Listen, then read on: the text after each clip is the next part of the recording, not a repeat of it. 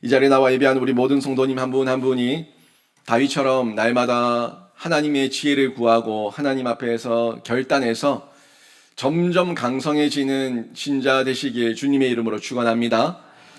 험한 세상을 살 때 저희가 이런저런 고비가 있습니다. 한 번도 고비가 없는 사람은 없죠. 어떤 고비, 이런저런 고비가 있고 순간순간 선택해야 될 때가 있던데 그때 우리가 살다 보면 바른 선택을 못할 때도 있습니다. 또 바른 선택이었는데 당장은 그 결과가 바로 보이지 않아서 헷갈릴 때도 있다는 거예요. 혼돈이 된다는 거죠. 내 생각은 이랬는데 전혀 다른 결과를 맞이하는 것 같은 그런 두려움이 엄습해 오거나 마음에 혼돈이 생길 때 저희가 다윗을 보면서 또 지혜도 얻고 다윗을 보면서 나를 한 번 더 점검해 볼 수가 있습니다. 사실 다윗은 골리앗을 물리친 민족의 영웅 아닙니까? 다윗이 설마 이 골리앗을 내가 이기고 나서 이렇게 고난을 당할 거라고 생각이라도 했겠어요? 전혀 생각하지 못했을 겁니다. 자기가 골리앗을 물리치고 나면 하나님께서 복을 주시고 이 나라에서도 그래도 인정받으면서 살 거라고 생각을 했겠죠. 그걸 바라고 하진 않았겠지만 그 대적이 어떤 블레셋을 물리치고 골리앗을 넘어뜨렸는데 그 이후부터는 웬일입니까? 이 다윗에게는 이루 말할 수 없는 고난의 연속인 거예요. 백성들의 칭송은 받았어요. 물론 백성들이 사울이 죽인 자는 천천히요, 다윗이 죽인 자는 만만이다. 이 인기죠. 인기고 칭송입니다. 그런데 인기와 칭송을 얻긴 했는데 누구한테 지켜버렸습니까? 사울한테.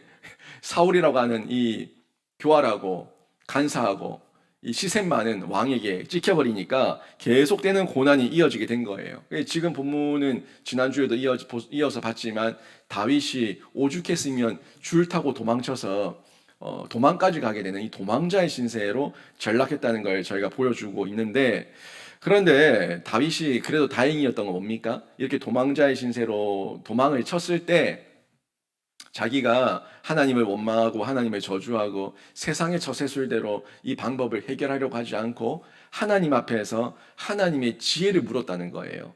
하나님께서 만드신 도피성 라마 나요스로 가서 또 하나님께서 맡기신 또 다른 동력자 사무엘을 만나고 이러는 늘 문제의 해결을 하나님 안에서 하고자 하고 있다는 것, 이게 다윗에게 아주 큰 희망이고 저희가 칭찬할 만한 모습이라는 겁니다. 근데 다윗처럼 이렇게 사무엘과 라마 나요스의 선택을 한다는 거, 이거 쉬운 일이 아니죠.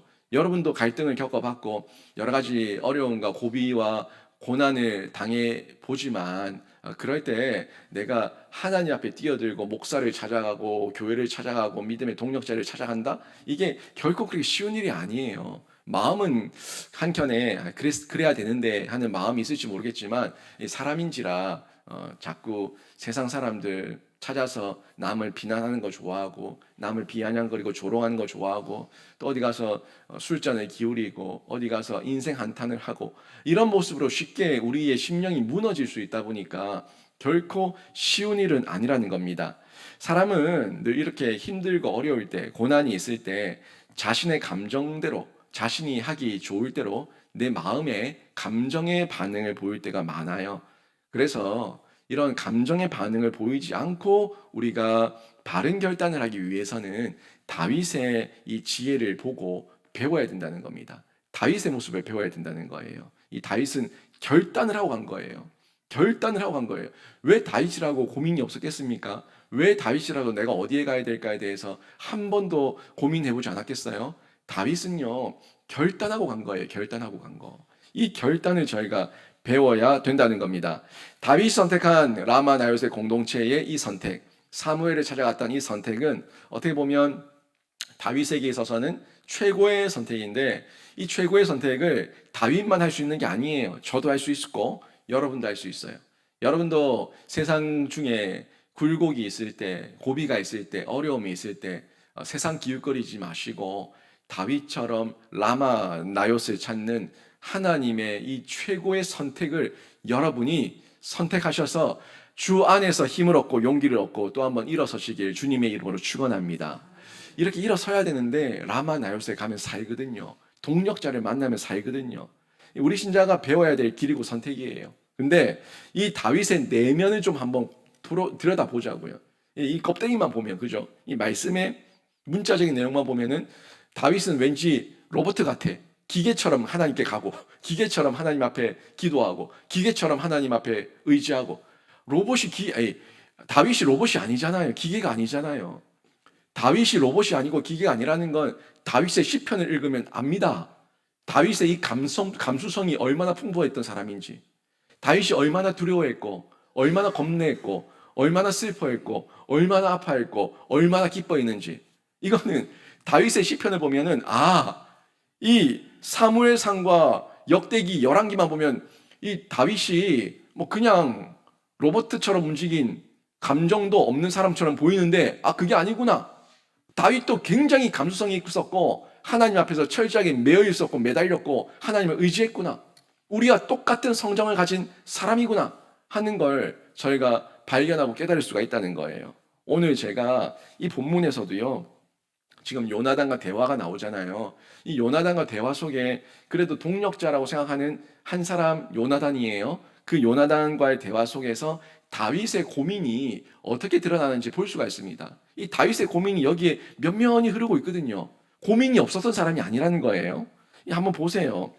특히 제가 좀 볼게, 오늘 내용이 길잖아요. 1절과 5절만 한번 더 볼게요. 1절에 보세요. 다윗이 라마 나요스에서 도망하여 요나단에게 이르되 내가 무엇을 하였으며 내 죄악이 무엇이며 내 아버지 앞에서 내가 죄가 무엇이기에 그가 내 생명을 찾느냐. 지금 자기 아빠인 사울에게 화가 나 있어요. 도대체 너희 아빠 나한테 왜 이러냐? 내가 뭔 죄를 지었냐? 이렇게 얘기를 하고 있는 이 부분, 이 부분에 지금 라마 나요스에서 도망하여, 이 부분을 한번 눈여겨보시고 그다음 5절 보십시오. 5절 보니까 다윗이 요나단에게 이르되 내일은 초하루인즉 내가 마땅히 왕을 모시고 앉아 식사를 하여야 할 것이나 나를 보내어 셋째 날 저녁까지 들에 숨게 하고. 요 뒤에 쭉 내용 이어 나오는데 보세요. 이 보니까 내용이 좀 이상해요. 한쪽에서는 도망했다고 얘기하고 한쪽에서는 내가 당연히 왕의 자리에 나가야 되는데 내가 그날 안 나갈란다. 그러니까 그때 너희 아빠가 어떻게 행동하는지 잘 보고 나한테 좀 얘기를 해도 너희 아버지가 막 노하면은 나를 죽이기로 작정한 거고, 이렇게 지금 계획을 세우고 있는 거예요. 근데 보니까 좀 이상하죠. 도망한 자가 어떻게 왕 앞에 가요? 그죠? 요 내용이에요. 지금 사울이 라마 나요스에 가서 거기서 성령 충만해졌어요. 성령의 충만함을 받고 나니까 또 순간적으로 눈이 밝아져서 다윗의 진면모를 본 거예요. 그래, 다윗은 내가 죽일 사람이 아니지. 다윗은 나에게 좋은 사람이지. 다윗은 나에게 수금을 타준 사람이고 다윗은 가는 곳곳마다 여호와의 이름으로 승승장구한 장수지. 다윗은 내 곁에 있어야지. 정신이 갑자기 똑바로 돌아온 거예요. 똑바로 돌아오니까, 그러니까 지금 다윗을 다시 곁에 두기로 한 거죠. 사울이 마음을 작정한 거예요. 근데 물론 지금 아무리 지금 제정신이 돌아와서 다윗 너 다시 왕궁으로 돌아와, 모든 보직과 모든 직분을 회복시켜 줄게 라고 말했다고 하더라도 사울이 정상적이 아니잖아요. 언제 오락가락할지 모르는, 소위 요즘 말하면 영적 치매에 걸린 사람 아닙니까? 언제 오락가락해서 언제 또 죽이려고 창 던질지 모르는데 뭘 믿고 가요? 뭘 믿고. 그래서 다윗이 사울이 언제 자기를 다시 죽일지 모르니까 일단 여기에 같이 있으면 안 되겠다. 일단 지금은 나를 안 죽일 것 같은데 지금 내가 일단 좀 피해 있자 해서 또 도망을 한 거예요. 이 도망은 지금 사울이 추격해서 도망한 게 아니라 사울은 제정신이 돌아왔는데 사울을 믿을 수 없는 다윗이 스스로 자기를 보호하기 위해서 도망을 쳤다는 거예요. 그런 대화의 내용입니다. 아무튼 이런 내용을 통해서 1절의 도망과 또 5절에서 사울 앞에 설 수 있는 자리가 회복되었는 것, 이게 1절과 5절이 좀 뭔가 배치되는 것 같은데 라는 이 상황을 여러분이 좀 이해하시라고 말씀을 드리는 거예요. 아무튼 지금 다윗 입장에서는 사울의 위험이 해결되지 않았어요. 왕궁에 들어갈 수 있죠. 들어갈 수 있고 그 밥상에서 같이 밥 먹을 수도 있는데 또 언제 죽일지 모르니까 이건 좀 점검해 봐야 된다. 내가 한 번 속지 두 번 속냐? 이거 계속 반복되면 안 된다. 이런 마음 때문에 요나단을 불러가지고 너희 아버지 도대체 왜 이러냐? 나한테 무슨 억하심정이 있냐? 이거 묻고 있는 겁니다. 그 대화가 오늘 읽었던 1절에서 11절까지 길게 이어지고 있는 대화예요. 지금 다윗이 말하고 요나단이 말하고 다윗이 말하고 요나단이 말하고 서로 주거니 받거니 하고 있는 대화의 내용이에요. 이 내용을 조금 쉬운 얘기로 제가 한번 정리 한번 해드릴게요. 다윗이 요나단한테 말하는 겁니다. 내가 무슨 죄를 지었냐? 너희 아버지 도대체 나 왜 죽이려고 하냐? 그러니까 2절에서 요나단이 대답하는 거예요. 아니다. 우리 아버지가 너를 죽이려는 게 아니다. 결단코 아니다. 우리 아버지 크고 작은 일, 대소사를 다 나하고 의논한다. 나한테 알린다. 만약에 진짜 너를 죽이려고 했다면 나한테 분명히 말했을 거다. 너희 아들을 다윗을 내가 죽일 테니까 너도 그렇게 알고 있어. 라고 분명히 말했을 거다. 이렇게 얘기를 하고 있는 겁니다. 3절에 다윗이 또 대답합니다. 너와 내가 가까우니 아들인 네가 슬퍼할까 봐 너에게 내 일을 알리지 않은 것이다. 너희 아버지가 알지 않냐? 너랑 나랑 친한 친구 사이라는 걸 너희 아버지가 알기 때문에 혹시라도 내가 죽으면 네가 슬퍼할까 봐 나를 죽이겠다고 하면 너희 아버지가 네가 슬퍼할까 봐 말 안 하는 거야. 너 그거 모르냐? 이렇게 말하는 거죠. 지금 내 입장을 봐라. 나와 죽음 사이는 한 걸음 사이다, 한 걸음. 내가 한 걸음만 잘못 내디디면 난 죽는다. 이렇게 심각한 상황이다. 라고 말하는 거죠. 그러니까 요나단이 4절에서 묻는 거예요. 내 마음의 소원이 뭐든지 다 말해봐라. 네가 원하는 대로 내가 도와줄 테니까 네 마음의 소원이 뭔데? 물어요. 그래서 5절에서 7절이 다윗이 요구하고 있는 거예요. 내가 너희 아버지의 진심을 좀 알기 위해서 시험해 봐야겠다. 내일 초하루인데 초하루에는 항상 왕족들이 다 모여가지고 식사를 하는 자리인데 나도 왕의 사위니까 왕족이니까 그 자리에 나가야 되는데 내가 나가지 않으려고 그런다. 사흘 동안 내가 숨어 있을 테니까 왜 너희 아버지가 물을 거야? 왜 다윗 안 나왔어? 다윗은 왜 안 나왔냐? 라고 묻거든 고향에 내려가서 매년제를 드리기 위해서 베들레헴 갔다라고 말해봐라. 하도 간청을 해서 내가 보내줬습니다 하고 너희 아버지한테 네가 좀 말해봐라 이렇게 얘기하는 거예요. 그래서 그 이야기를 듣고 너희 아버지가 좋게 여기면은 그래 잘했다 라고 얘기하면은 나를 안 죽일 사울이고 만약에 혹시라도 왜 보냈어 라고 소리를 치면은 나를 죽이기로 작정한 거니까 너희 아버지 네가 한번 테스트 해봐라 이렇게 이야기를 하는 거예요. 그리고 나서 더 이어서 말하는데 8절에 우리는 여호와 앞에서 약속하자. 전에도 약속했지만 지금도 약속하자. 약속하자는 거예요. 만약 내게 죄가 있다면 나를 차라리 죽여라. 너희 아버지한테 갈 게 뭐가 있냐? 너도 왕세자고 너도 이 왕위를 보존해야 될 책임이 있는 사람이니까 혹시라도 내가 지은 죄가 있다면 차라리 너희 아버지 손에 죽게 하지 말고 네가 나를 죽여라. 네가 나를 더 잘 알지 않냐? 내가 어떤 사람인지 이렇게 말하고 있는 거예요. 9절에 요나단이 대답하는 거예요. 너한테 절대 그런 일은 일어나지 않을 거다. 나도 너를 해치지 않고 우리 아버지도 너를 해치지 않을 거다. 이렇게 얘기하고 있는 겁니다. 만약 내 아버지께서 너를 해치려고 확실한 결심을 했다면 내가 너한테 사람을 보내서 알려주겠다. 그 사실을 분명히 알려주겠다. 이렇게 얘기하는 거예요. 그러니까 10절에 다윗이 네가 그걸 어떻게 알릴 건데? 10절이 그 내용이에요. 지금 너희 아버지가 너무 화를 크게 내면서 급속히 일을 처리하면은 네가 그 일을 알려줄 시간적 여유가 어디 있냐? 이렇게 말하는 거죠. 11절에서 요나단이 우리 들로 나가자. 들에 나가서 맹세하자라고 얘기하며 이렇게 이어지는 이야기로 전개가 되고 있는 겁니다. 여러분, 이게 지금 저희가 읽었던 1절에서 11절까지 전체적인 흐름이고 스토리예요. 어때요? 이 내용 속에 다윗이 전혀 고민 없는 사람 같아요. 고민이 있죠. 고민이 있으니까 계속 질문하는 거예요. 질문하고 이러면 어떡하냐 저러면 어떡하냐 너희 아버지의 마음은 뭐냐 계속 질문하고 있어요. 다 몰라요. 다윗도 지금 앞으로 어떤 일이 벌어질지 사울의 마음속에 도대체 어떤 생각이 있는지 다 몰라요. 어떻게 사람이 알겠으면 신이 알지. 하나님이 아닌데 내 사람 마음을 속을 어떻게 아냐고요. 10길 물속은 알아도 1길 사람 마음속은 모른다고. 이 마음이 우쭐하잖아요. 마음이 사람 마음이 모른다고요. 도대체가 모르니까 이 다윗이 고민을 하고 있는 거죠. 그래서 확인하고 있는 거예요. 확인하고 확인하고 확인하는 겁니다. 여기에 계속 이어지는 고민 가운데 다윗도 혼돈하고 있는 거예요. 이런저런 혼돈이 다윗의 마음속에 있는 거죠. 근데 제가 이 말씀을 묵상하면서 궁금한 게 하나 생겼어요. 아니 다윗은 분명 사울로부터 도망쳤는데 그냥 도망쳐서 다음을 준비하고 다음을 기다리지. 라마 나요스에서 성령 받은 사울 보고 또 그 말을 믿고 돌아오는 건 뭐하러 돌아오냐? 돌아와서 요나단은 또 뭐하러 만나냐? 돌아갈 마음이 있으니까 지금 묻고 있는 거 아니에요. 내가 가도 되는지 안 가도 되는지. 그러니까 도대체 다윗은 왜 다시 사울 밑으로 돌아왔을까 하는 이런 궁금한 생각이 들었습니다. 아니 벌써 사울이 3번이나 자기를 죽이려고 했는데 또 믿고 돌아오는 건 좀 어색하다, 좀 어리석지 않나 이런 생각도 들었던 거예요.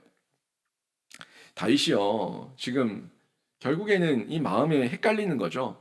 하나님의 영이 사울에게 임한 걸 보니까 진짜 변화가 된 건지 아니면 변한 척 흉내내는 건지 또 치매 증상으로 잠시 나아진 건지 도대체가 헷갈리는 게 분명한 거예요. 그러니까 요나단에게 다시 확인하고 시험을 보겠다는 제안까지 하고 있는 겁니다. 달라진 것 같기도 하고 안 달라진 것 같기도 하고 소위 우리가 얘기하는 사람을 보면 저 사람이 저럴 사람이 아닌데 저 사람이 저럴 위인이 아닌데 좀 이상하네 뭔가 꺼림칙하다 이런 마음에서 의심할 때 있지 않습니까? 냄비야? 지금 냄비야? 아니면 진짜 열매야? 이게 냄비야 열매야? 냄비인지 열매인지 분간이 되지 않을 때 그럴 때 헷갈릴 수 있죠. 여러분도 저를 보면서 헷갈릴 때 있지 않습니까?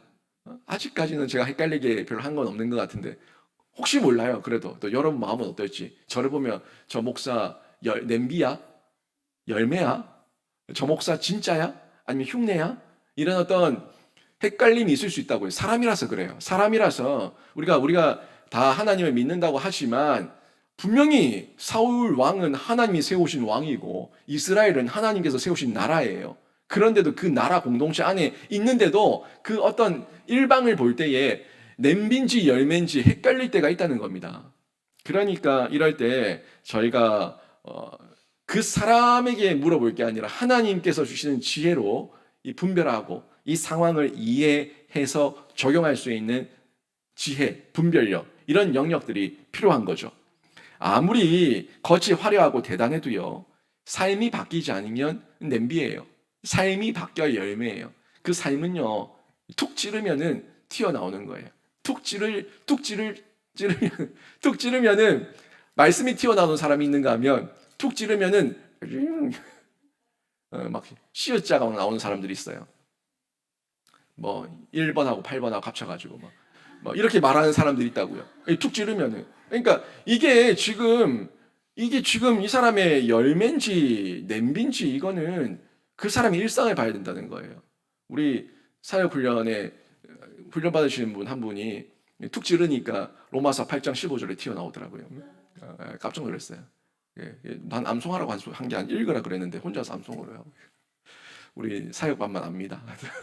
하여튼 그런 일이 있었어요. 아무튼 자꾸 말씀을 묵상하고 자꾸 말씀 가운데 이게 매여 있으면은 말씀이 우리 삶에서 나오는 거죠.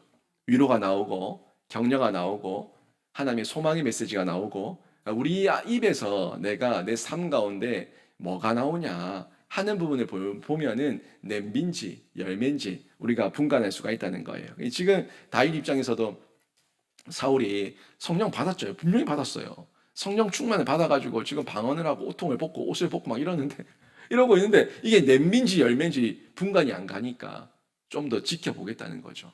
그 마음으로 그 지혜를 가지고 보고 있는 겁니다. 근데 이렇게 하나님의 지혜로 분별을 할 때 하나님께서 주신 지혜, 하나님께서 주신 분별력, 하나님께서 다 주신 건데 나도 해야 될 게 있어. 우리 인간이 해야 될 게 있다고요. 그 인간이 해야 될 게 뭐냐면 사람의 인내예요. 인내하고 봐야 돼요. 여러분 한 번만 보고 판단하지 마시고 돌다리도 두들겨 보라고 한 번만 보고 판단하지 마시고 이게 진짜인지 아닌지 조금 인내를 가지고 지켜보셔야 된다는 거예요. 그 다음이 나도 연약하다. 상대방도 연약하다. 이 연약함을 인정하고 봐야 돼요.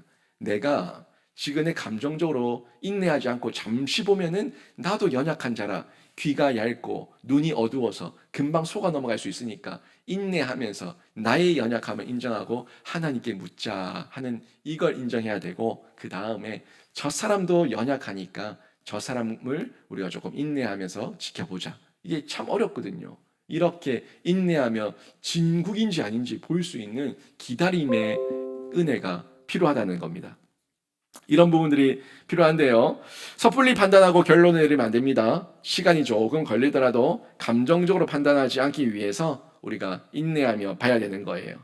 또 곁에 있는 사람을 이제 좀 믿을 만하다 싶더라도 여러분, 너무 믿으면 안 됩니다. 사람은 뭐라고요? 믿음의 대상이 아니라 사랑의 대상입니다.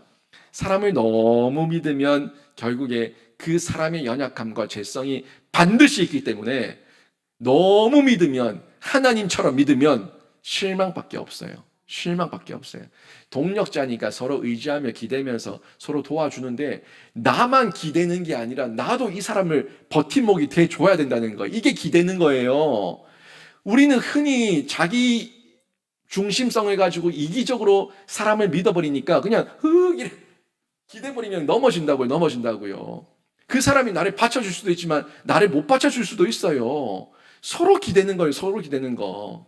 그러니까 서로의 연약함을 인정하고 서로 동력을 할 때, 그래, 나도 연약해서 내가 기대했는데 저 사람도 연약함이 있어서 내가 받쳐줘야지 하는 이런 선한 의도와 마음을 가지고 서로 깃대어서 아름다운 동력을 이어갈 수가 있는 겁니다.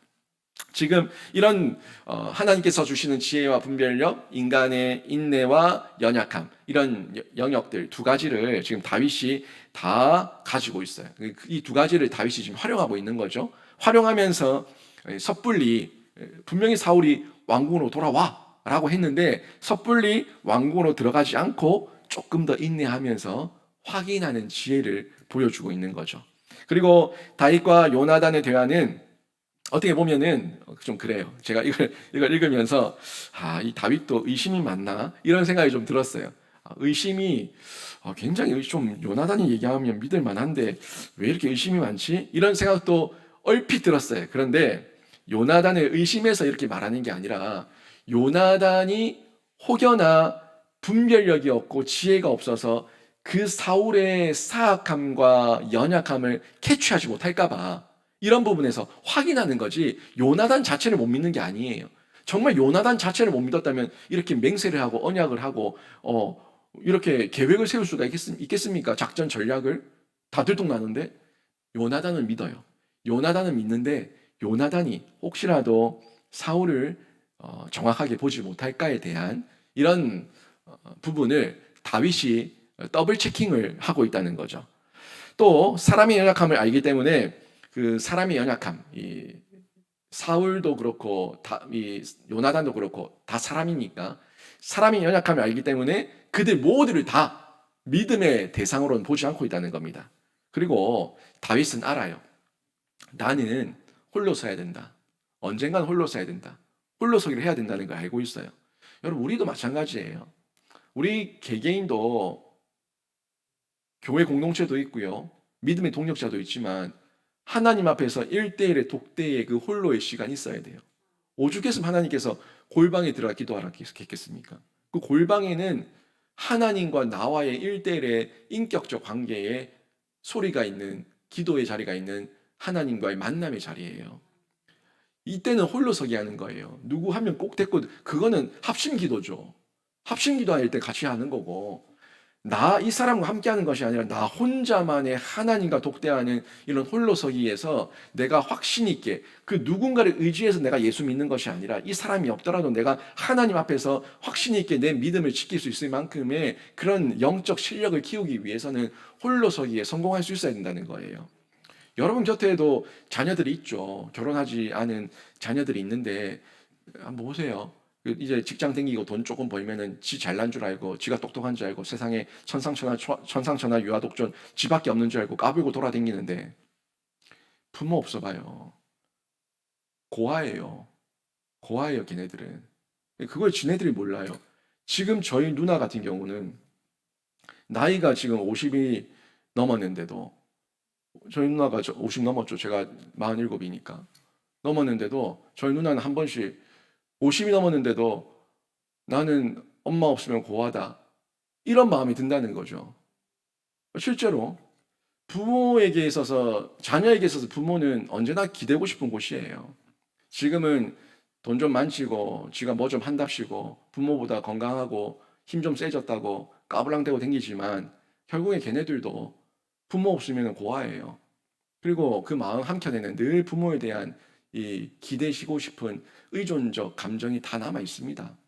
그런데 그 아이도 결국엔 홀로서기 해야 될 거 아니에요. 부모가 평생 같이 있어줍니까? 영원히 같이 있어줍니까? 언젠간 홀로서기 다 해야 돼요. 홀로서기를 하기 위해서 결혼도 시키고 또 자기가 자녀를 낳아서 또 이 아이를 키우는 가운데 내가 이 아이를 책임져야 되는 양육자고 친권자라는 걸 기억하면서 자기도 더 강해지고 점점 강해지는 거죠. 이런 시간을 보내는데 다윗 같은 경우에도 이제 왕이 되기 위해서 하나님 앞에서 자기가 이 많은 수많은 백성들을 품을 수 있을 만큼의 영적 실력과 내공을 쌓기 위한 이 홀로서기의 과정도 필요한 거예요.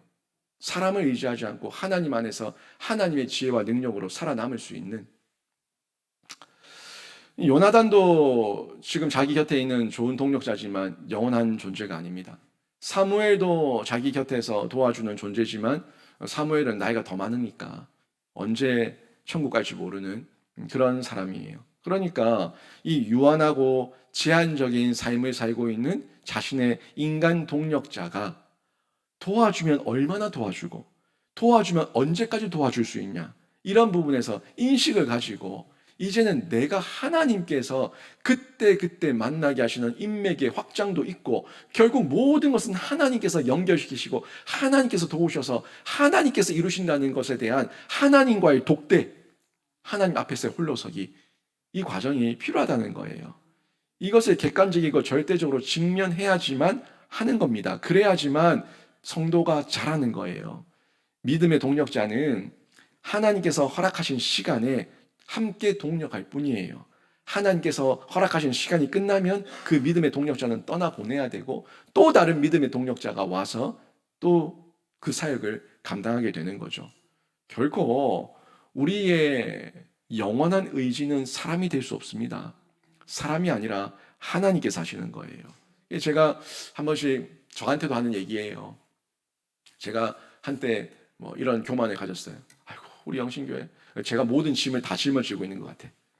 우리 영신교회 나 없으면 그냥 무너지겠다. 아이고, 그게 제 교만인 거라. 저 없으면 하나님께서 저보다 더 뛰어난 사람 또 보내셔가지고 영신교회를 세우실 거예요.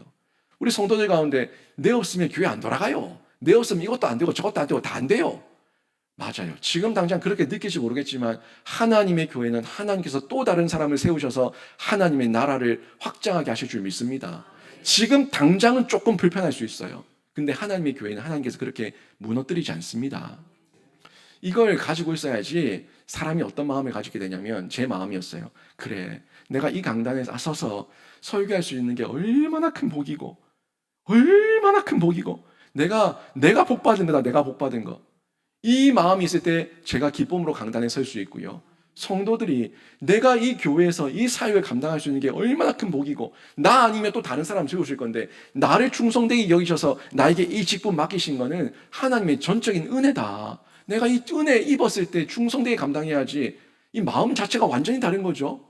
투덜투덜거리면서 내 아니면 망한다, 내 아니면 죽는다, 내 아니면 아무도 없다, 내 아니면 얼굴 큰일 난다, 우짜라 그라노, 아이고 모르겠다. 이러면은 은혜도 안 되고 하나님께 영광도 안 되고 나에게 기쁨도 없고 다른 성도들도 다 느껴요. 다 느껴요. 그러니까 누구든지 주의 일을 할 때는 불러주심에 감사하고 맡겨주심에 충성하면서 그 사역을 감당할 때에 하나님께서 힘 주시고 지혜 주시고 능력 주셔서 더욱더 지경을 넓혀 주시는 줄로 믿습니다. 다윗이 지금 그런 홀로서기를 통해서 하나님께 앞에 늘 하나님께 물으니까 하나님께서 요나단 떠나보내고 사무엘 떠나보내고 나중에 아둘람 굴에 혼자 있는 것 같은데 웬걸 400명을 보내셨어. 더 많이 보내셔가지고 나라의 기틀을 만드는 좋은 용사들을 다 붙여주시는 거예요. 혼자이다 생각하지 마시고 여러분, 약간의 혼돈이 있다고 하더라도, 헷갈림이 있다고 하더라도 다윗처럼 옳은 길 바른 길 찾아가는 신자 되시길 주님의 이름으로 축원합니다. 또 다윗의 염려가 쭉 나옵니다. 다윗의 염려가 있는데 이 염려는 조금 달라요. 우리의 염려가 좀 다른데, 다윗이 사울을 도망간 거는 진짜 사울을 무서워서 도망한 건 아니에요. 물리적인 군사력과 물리적인 왕권을 가지고 있다고 사울을 무서워서 도망한 게 아니라, 다윗이 사울을 도망한 거는 다른 이유가 있어요. 근데 한번 가만히 보세요. 제가 묵상하면서 다윗은 왜 맨날 도망다닐까? 다윗 이 정도의 용맹과 용사와 인기가 있으면 좀 어떻게 해볼 수 있을 건데? 이런 마음이 드는 거예요. 실제 백성들이 다윗의 마음을 가지고 있었잖아요. 다윗을 향한 마음을 가지고 있었잖아요. 사울은 천천히요, 다윗은 만만이다. 이 백성들의 그 여론조사가 인기조사가 이미 그렇게 흘러가고 있었어요. 그러니까 실제 다윗은 다윗을 대적할 만한 인기도 있었고 힘도 있었고 그런 상황과 기회도 만들 수 있었어요. 왕의 사위예요. 미갈은 그냥 신분이 자신의 믿는 구석이기 때문에 그 신분을 더 높여주고 더 뛰어나게 해준다는 어떤 감언이설로 살살살살 끈질면 귀가 얇은 여자이기 때문에 어떻게든 이 미갈은 자기 편이 될 수 있어요. 이용해 먹을 가치가 있다고요. 요나단도 이미 알아요. 다윗이 왕이 될 사람이라는 걸. 그러니까 백성들의 인기도 있죠. 또 자기가 계속 군대를 이끌고 전쟁터를 다니니까 자기를 따르는 군사들도 있었을 거 아닙니까? 그러니까 이런저런 요령과 방법을 다 동원해서 사실 사울을 치려고 하면은 얼마든지 칠 기회가 있었다는 거예요. 거기다가 또 사울을 죽일 기회는 또 여러 번 있었죠. 수금 탈 때 단둘이 있을 때 사울하고 다윗하고 붙으면은 누가 이기겠어요? 동굴 속에서 사울이 똥 싸고 있을 때 그 뒤에서 다윗이 찔러 죽이면 그냥 죽는 거예요. 아니 그런데 그런 죽일 수 있는 상황이 여러 번 있었지만 다윗은 사울을 대적하지 않았다는 겁니다. 골리앗까지 하나님을 모욕했다는 그 이유 하나만 가지고 단번에 때려잡았던 다윗의 용맹입니다. 그런데 골리앗이 무서워서 벌벌 떨었던 사울을 때려 못 잡아요? 이 말이 안 되는 거죠. 다윗은요, 제가 봤을 때 충분히 사울을 때려잡을 만한 힘과 용맹과 인기와 능력을 가지고 있었습니다. 그런데 다윗이 지금 염려하는 것은 사울이 아니라 하나님의 뜻을 두려워하는 거예요. 하나님의 뜻은 뭡니까? 하나님께서 기름 부은 자가 사울 아닙니까?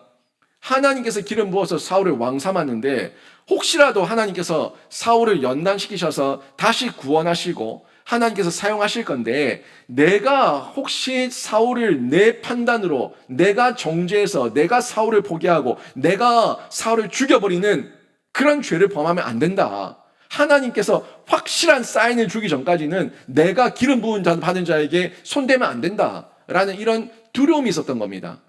그 두려움 때문에 하나님 앞에서 하나님 때문에 사울을 피하고 사울을 도망간 거지, 사울 자체를 피하고 사울 자체를 도망간 건 아니라는 거예요.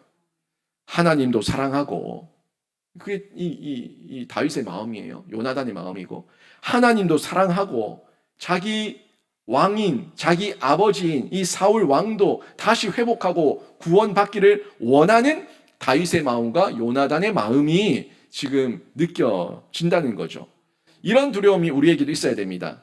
사울은 기름 부음을 받은 이스라엘의 왕입니다. 그래서 자신이 어떻게 할 수 없다라는 이런 하나님께서 세우신 질서에 대한 두려움을 가지고 있었던 거예요. 우리가 이런 질서를 바로 세워야 됩니다. 하나님의 질서예요. 지금 내 눈에 보이는 대로 옳고 그름과 능력으로 사람을 대하고 판단하고 정죄하면 안 됩니다. 하나님의 질서를 가지고 우리가 사람을 조금 더 인내하며 그 사람의 연약함을 인정하며 또 하나님의 지혜와 분별력을 가지고 우리가 사람을 봐야 되지, 내 판단력, 내 지혜, 나의 인내, 나의 어떤 그 이기심 이런 것만 가지고 사람을 대하면 다 쳐 죽이고 다 끊어내고 다 잘라내고 다 절교하고 다 꼴 안 보고 다 그렇겠죠. 그러면 내 곁에 누가 남아있냐고요. 누가. 하나님의 지혜와 분별력도 있어야 되고 내 마음에 좀 지켜보자 인내도 있어야 되고 또 저 사람도 연약하다, 나도 연약하다 이런 인정도 있어야 되고 이런 게 있을 때 하나님의 질서대로 우리가 행동하게 되지, 하나님의 질서가 없으면요, 강팍해져요.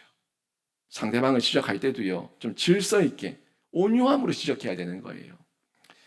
하나님께서 세우신 질서가 있어요. 특히 우리 좀 조금 좁게 보면요, 가정의 질서가 있어요. 여러분, 저 정말 좀 심각하게 봅니다. 여러분에게 애들이 컸다고 아무리 30대가 되고 40대가 돼도 부모에게 빠락빠락 대들고 말대꾸 꼬박꼬박 다 하는 애들 아니에요. 제가 47이 돼서 저희 엄마한테 말대꾸 꼬박꼬박 다 할 것 같아요. 할 때 하더라도 안 할 때 입을 삼켜요. 입을 다문다고요. 선을 넘으면 안 되니까. 질서예요. 가정에 채운 부모를 향한 질서, 남편을 향한 질서, 목사를 향한 질서, 그 질서가 하나님께서 세우신 질서예요. 교회를 하나님께서 만드셨거든요. 가정을 하나님께서 만드셨어요. 그 하나님께서 만드신 그 우리 일상 가운데 그 질서가 무너지면요, 하나님의 기름 부으신 질서가 무너지면은 이게 무너지는 거 엉망이 되는 겁니다. 잘못을 그들에게 지적을 하더라도 질서 있게 온유함으로 지적해야 돼요. 우리 욥기 이제 묵상하잖아요. 이번 11월 때부터 욥기에 보면은 욥이 나오고 엘리바스, 빌닷, 소발, 그 다음에 엘리후까지 이 네 친구가 계속 쭉 나오는데, 여러분 제가 혹이 그냥 높아심에 욥 친구들이 하는 말, 욥도 마찬가지고 욥과 욥기 친구들이 하는 말은 다 맞아. 말은 100%다 맞아요. 다 맞는 말인데 뭐가 없어요? 지혜가 없어요. 뭐가 없어요? 상황에 맞지 않는 말이에요. 온유함이 없어요. 자기의 감정대로 쏟아부어요. 말은 맞는 말인데 내 마음에 심정적으로 받아들일 수 없는 말만 쏟아내고 있어요. 그러니까 논쟁이 되는 거예요. 욥기 묵상하실 때 그냥 아멘 아멘 하지 마시고, 말은 맞는데 그 상황의 분위기를 보세요. 이 분위기를 보면서 봐야지, 말은 맞는 말인데 왜 욥은 인정하지 않고 이 사람들은 서로 인정하지 않지? 왜 논쟁이 생기지? 하는 그 내용을 간파할 수가 있습니다. 한번 보시면서 묵상하시면 되는데, 이 질서 없게 온유함 없이 이렇게 쏟아내면은 이런 문제가 생긴다는 겁니다. 최종 심판자는 하나님이세요. 하나님께서 최종 심판자시기 때문에 하나님 앞에 우리가 모든 걸 맡기고 하나님께서 판단하시고 평가하신다는 거 잊지 말아야 됩니다. 이 질서가 파괴되면 가정이 무너지고 교회가 무너지는 거예요. 정말 나의 옳고 그름으로, 그리고 내가 보는 주관적 능력으로 구원을 논한다면 여기 구원받을 사람 누가 있습니까? 여러분의 주관과 여러분의 어떤 능력으로 구원받을 만한 사람이 누가 있어요? 여기 잘나고 똑똑하고 대단해서 구원받을 사람 아무도 없습니다. 아무도 없어요. 하나님은 나의 능력도 보지 않았고요, 나의 외적 모습도 보지 않았고요, 내가 하는 말이 옳냐 그르냐, 옳고 그름의 그 말도 보지 않았습니다. 그저 예수 그리스도의 십자가 공로와 은혜만 보시고 우리를 구원해 주신 줄로 믿습니다. 여러분, 그렇다고 제가 무조건 남편에게 복종하고 목사에게 복종하고 무조건 복종하라는 말 절대 하지 않습니다. 저한테 지적하세요. 얼마든지 지적하세요. 하지만 예의 있게 온유함으로 지적해 주십시오. 저는 들을 준비가 되어 있습니다. 근데 막 핏대 세우고 이러면서 얘기하면요, 그 누구도 이걸 받아들이지 못해요. 저는 무조건 절대 복종하라는 말이 아니고, 요나단은 아버지를 사랑했지만 아버지를 넘어서는 하나님의 사랑으로 다윗과 함께 했습니다. 이게 중요해요. 아버지를 사랑하지 않은 게 아니에요. 사울 자기 아빠 사랑했지만 그 아빠보다 하나님을 더 사랑해서 다윗과 함께 마음을 모았어요. 이게 중요한 거예요. 아버지가 구원을 방해한다면, 내 남편이 나의 구원을 방해한다면, 내 부모가 내 구원을 방해한다면, 몸은 내 남편과 내 부모와 내 자녀와 함께 있어도 심정적으로는 지지하면 안 됩니다. 내 심정적으로, 내 영혼이 지지하면 안 된다는 거예요. 가족이라는 혈통으로 묶여져 있어서 함께 살고 한솥밥을 먹는다고 하더라도 함께 있죠. 요나단도 함께 있었어요. 함께 있지만 심정적으로는, 내 영혼으로는 지지할 수 없어요. 함께 할 수 없어요. 내가 함께 있는 이유는 그 사람을 돕기 위해 있는 거예요. 그 사람을 구원하기 위해 있는 거예요. 이거를 정확하게 이해하십시오. 가정의 배우자도, 가족도, 자녀도, 목사도 마찬가지입니다. 하나님의 질서를 우선으로 여기면서 연단과 성화의 과정이기 때문에 몸이 함께 있을 수도 있다 하는 걸 인정하시고, 그리고 여기에 있게 하신 그 이유와 목적이 뭔가 하는 사명을 발견하셔서 하나님을 더 의지하시길 주님의 이름으로 축원합니다. 이게 성화의 과정이에요. 몸이 함께 있어야 할 때가 있습니다. 요나단과 다윗도요, 이 영적 질서로 사울을 끝까지 대했지만 참 안타깝게도 사울은 택자가 아니었어요. 돌아왔으면 더 좋았겠지만 사울은 택자가 아니었기에 사울의 결과는 좋지 않았습니다. 하지만 요나단도 몰랐고요, 다윗도 몰랐어요. 몰랐기 때문에 끝까지 요나단을 자기의 힘으로 하지 않고 하나님께 맡기면서 의탁한 거예요. 결론은 하나님께서 내리신 겁니다. 우리도 마찬가지예요. 우리가 요나단보다 낫습니까? 다윗보다 낫습니까? 우리는 몰라요. 모르기 때문에 더 하나님 의지하면서 하나님께 묻는 겁니다. 하지만 요나단과 다윗이 범하지 않은 죄가 있어요. 무슨 죄를 범하지 않았습니까? 하나님의 질서를 범하는 죄, 이 죄를 범하지 않았습니다. 모든 결과를 하나님께 맡겨드릴 때 하나님의 뜻과 질서 아래서 바른 선택으로 바른 결과를 얻었는데, 우리 영신의 가족들, 우리 성도들 모두가 그런 신자가 되시길 주님의 이름으로 축원합니다. 오늘 말씀 정리합니다. 다윗의 고민 속에서 하나님을 향한 진심을 발견할 수가 있었어요. 다윗의 혼돈 속에서 하나님께 받은 지혜로 두들기는 그 분별력과 인내를 발견할 수 있었습니다. 다윗의 염려 속에서 하나님의 질서를 향한 두려움이 있었고 염려가 있었다는 걸 발견할 수 있었어요. 다윗 고민과 혼돈과 염려 다 우리와 똑같은 심정을 가진 다윗의 모습이지만 그 원인과 결과는 완전히 달랐는데, 여러분도 모든 상황, 환경을 하나님 안에서 분별하시고 선택하셔서 신자답게 점점 더 강성해지시는 성도 되시길 주님의 이름으로 축원합니다. 아멘.